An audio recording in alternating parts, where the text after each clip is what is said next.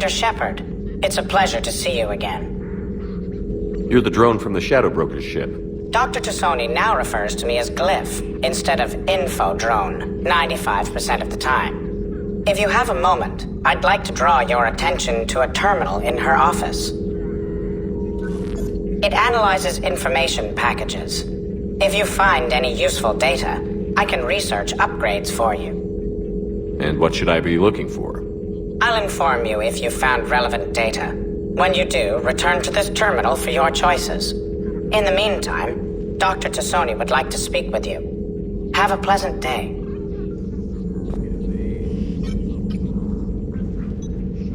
Looks like you brought more than just that drone from your ship. A few things were necessary. I'd be a very silent shadow broker without data feeds. So you have access to your resources? What I can get. We'll need it to research this Prothean device. Until we understand precisely what it does, it's far too dangerous to use. Did the Protheans actually complete this weapon? You mean, will it work? They wouldn't have poured their last resources into this device if they thought otherwise. But we really need to find out just what kind of weapon they left us. It'd be nice to know we're not kids playing around with a loaded gun. Absolutely. The damage it could cause if it backfired is unthinkable. This will be difficult even for us. If something happens on a mission, if either one of us are hurt, I'll always remember that tour of the Normandy. But let's be honest, Shepard, it's been more than a half a year. Should we continue where we left off? I'd like that more than anything, Liara. Good. I was getting worried. There were a lot of reasons I was happy to see you on Mars. I'd like that list. But later? There's so much left to do. I'm working with Edie. Hopefully we can discover what the Protheans left for us. But I'm looking forward to talking about something other than business. Maybe later?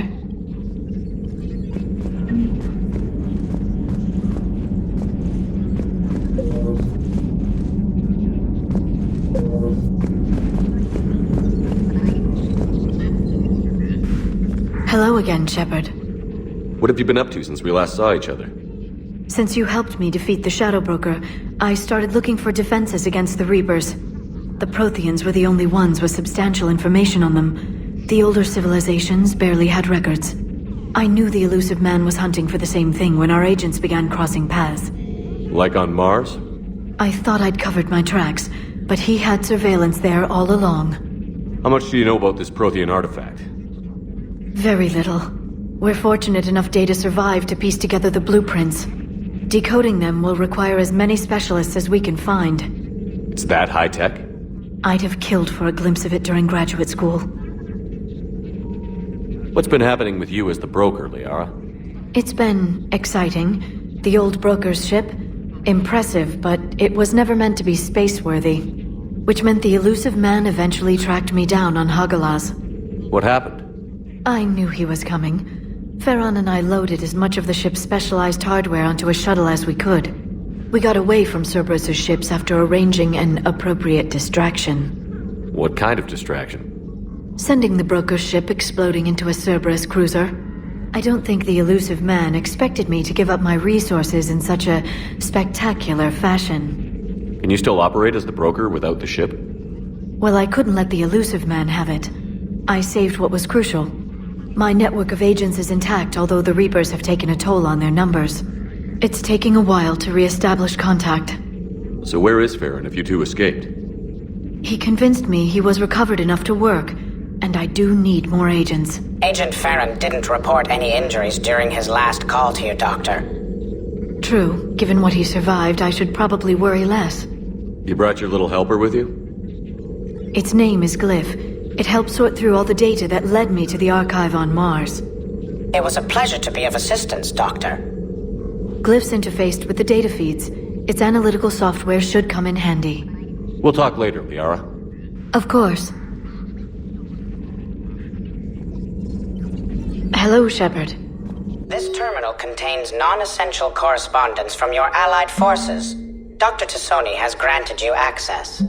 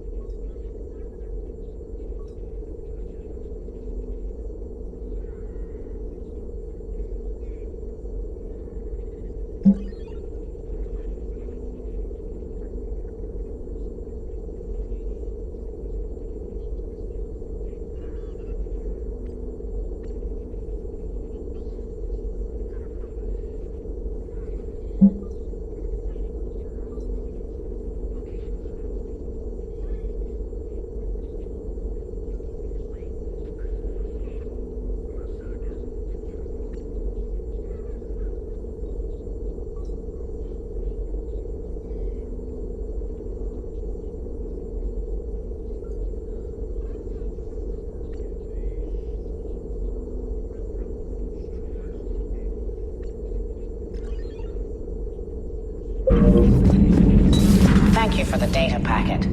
The results are available on the Information Network terminal.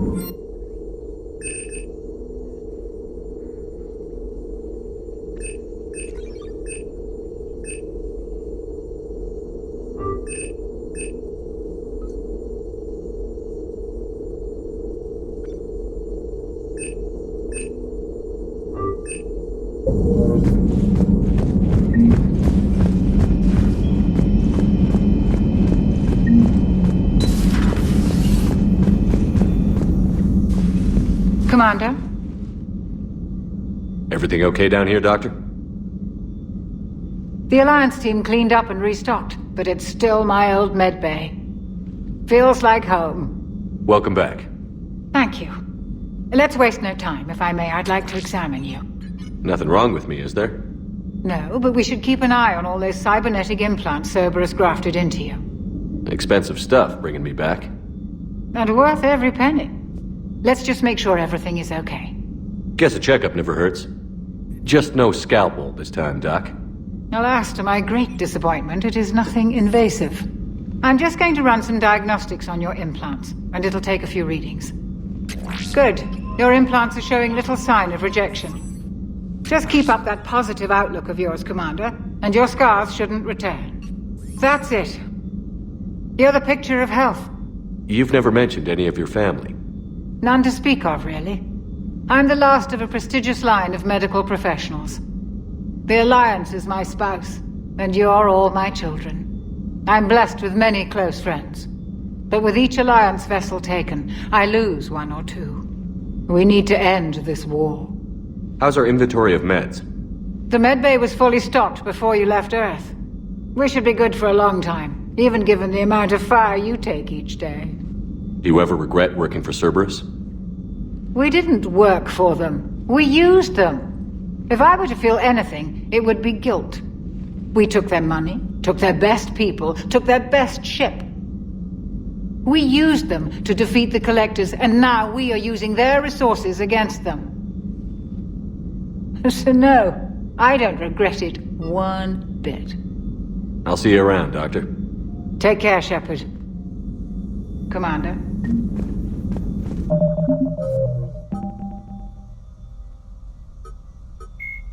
Although melee combat applications for the Omni tool are almost as old as the device itself, the feature was largely unused prior to the Reaper invasion. The need to take on multiple husks in close quarters forced the Alliance to develop ways to enhance the tool's offensive capability. The most common melee design is the Omni Blade, a disposable silicon carbide weapon flash-forged by the tool's mini-fabricator. The transparent, nearly diamond-hard blade is created and suspended in a mass effect field safely away from the user's skin. Warning lights illuminate the field so the searing hot blade only burns what it is intended to: the opponent. More technically adept soldiers frequently modify their Omni tools to maximize stopping power through electrical, kinetic, or thermal energy. Some troops integrate the weapon with their kinetic barriers, transforming the Omni tool into a wrist-mounted bludgeon. Others fabricate flammable gases, held in place by a mass effect field and ignited upon impact. All prove deadly surprises for opponents who expect a disarmed Alliance warrior. Admiral Stephen Hackett is a decorated officer in the Systems Alliance, currently assigned to Arcturus Station on the far side of the Sol Relay. In the battle for the Citadel, Admiral Hackett commanded the Fifth Fleet. Following that victory, he was promoted to head of the Alliance military. Hackett was born to a single mother in Buenos Aires in 2134. When his mother died in the pandemic of 2146, he was placed in the Advanced Training Academy for Juveniles, where his superior talents in science and leadership quickly became evident.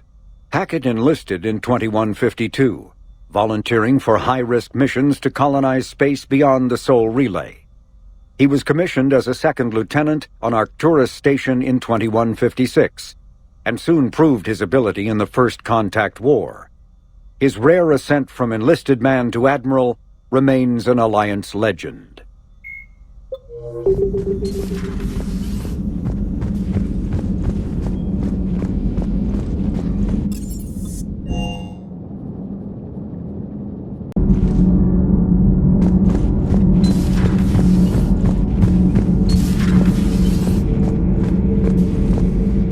How's your new assignment working out, Allers? Fairly normal, except for the unshackled AI, Matriarch Benezia's daughter, and the communicator that can reach Earth. The first two, I can deal with. That last one gets my attention. So what are you asking for exactly? Anything from Earth is the lead story right now. That's not opinion, it's fact. Maybe I can pass on a few non-classified progress updates. Seriously? You just doubled my ratings. I don't need FaceTime, just a data upload. Tell people what's really happening on Earth. We need long recruiting lines on every planet after you air a story. I can do this, Commander. Remind me to tell you about the time I made an Elcor cry. Commander.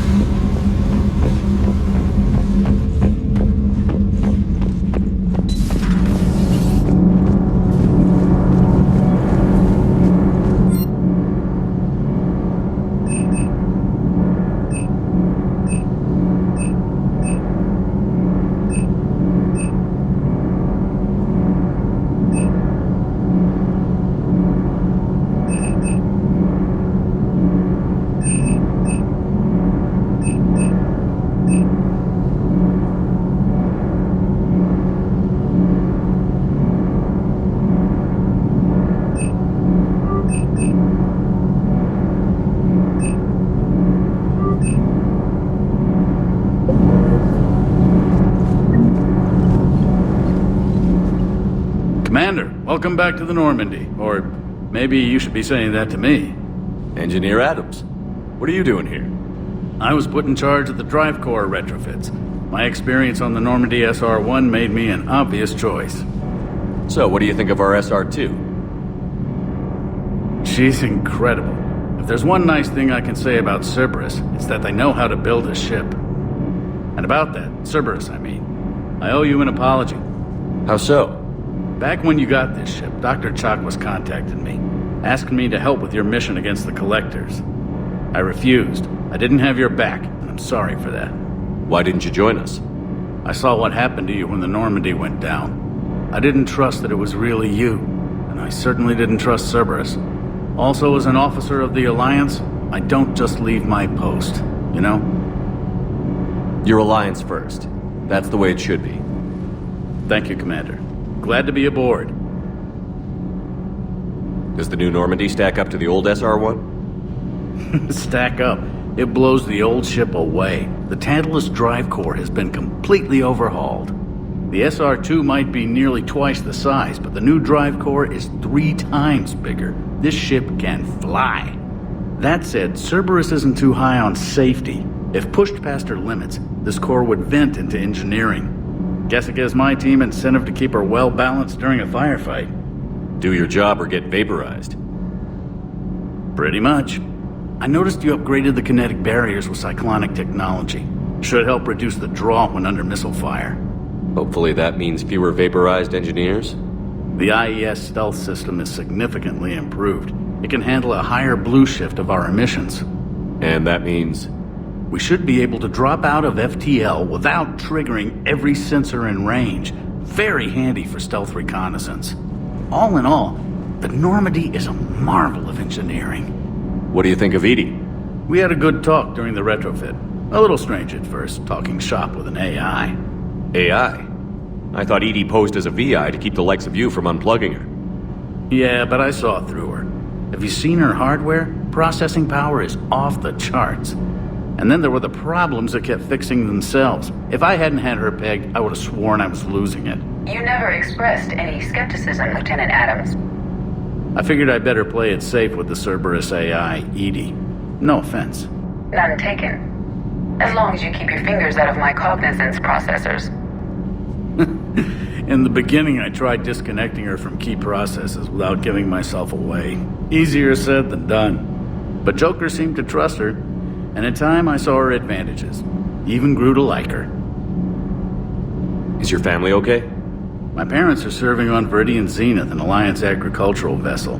My sister is a navigator on the SSV Benjamin Davis. Happy to report that both vessels are safely under Hackett's command. Carry on, Adams. Aye, aye, sir. Nothing to report, Commander.